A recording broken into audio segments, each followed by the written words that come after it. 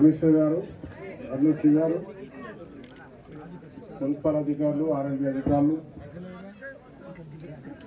గ్రామానికి సంబంధించిన పెద్ద మనుషులు, అక్కర్షణలు అందరికీ నమస్కారం.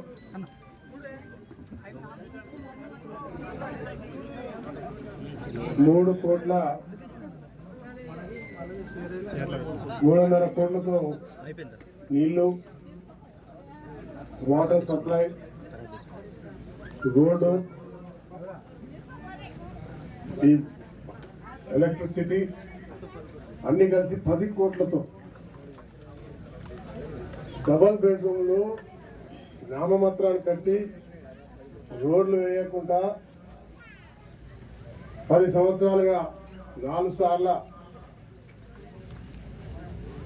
డ్రాల మీద డ్రాలు పెట్టి ముందు పేదవాళ్ళకి ఆశ పెట్టి వాళ్ళని నిరాశ్రయం చేసి మళ్ళీ పేదవాళ్ళకి పెట్టి మళ్ళీ పేదవాళ్ళకి పెట్టి నానా ఇబ్బందులు చేసి ఇస్తే ఇల్లు పూర్తి కాలేదు. ప్రభుత్వం మారిపోయింది. ఇక్కడ ఇల్లు వచ్చినాయని కొంత పాత వాళ్ళు అక్కడ ఇక్కడ అప్పు చేసుకొని మధ్యలో ధరలు చాలా మందికి పైసలు ఇచ్చారని తెలిసింది. మీరే చెప్పినారు నాతో. తర్వాత కొందరు అప్పులు తీసుకొచ్చి సంబరాలు చేసుకున్నారు.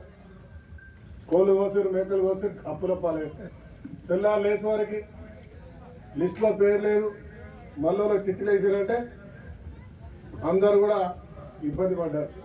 నేను ప్రభుత్వం రాగానే చాలా మందికి ఉన్న పేదవాళ్ళు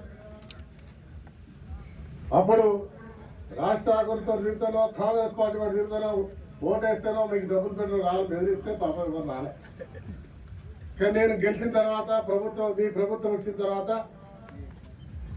అందరూ ఇక ఇది ఇయరేమో మళ్ళీ డ్రాలు వేస్తారు, మళ్ళీ చిట్టీలు వేస్తారని చెప్పి నాకు అందరూ వచ్చారు. ప్రభుత్వ అధికారులు కూడా అదే అనుకున్నారు, మారుస్తారని. మారమని చెప్పారు. రాష్ట్ర వ్యాప్తంగా మారినాయి. కానీ మేము పేదవాడే ఉంటాడు, వాళ్ళ మనోభావాలను గౌరవించాలి. గతంలో వాళ్ళు 4 సార్లు వాళ్ళకు సంబంధించిన నాయకులు ఉంటేనే వాళ్ళే మార్చుకున్నారు. సుమారు సత్యనారాయణ టీఆర్ఎస్ ఎమ్మెల్యేనే, పోయిన ఎమ్మెల్యే టీఆర్ఎస్ ఎమ్మెల్యేనే. అయినా 3 సార్లు మార్చుకున్నారు. ఎవరికి ఇవ్వలే, ఇల్లు కూడా పూర్తి చేయాలి. కానీ మనం ఎవరికి మార్చొద్దు. దాంట్లో ఉన్న ప్రతి కుటుంబ సభ్యుడు మన కుటుంబ సభ్యుడు వాళ్ళకే ఇద్దామని చెప్పి అధికారులతో మాట్లాడి, కలెక్టర్ గారితో, అర్నశ్రీ గారితో, ఇక్కడ ఉన్న అధికారులతో మాట్లాడి వెంబటే అదే డ్రాలో మీ అందరికీ నంబర్ తీసి ఇల్లు అలాట్ చేయడం జరిగింది.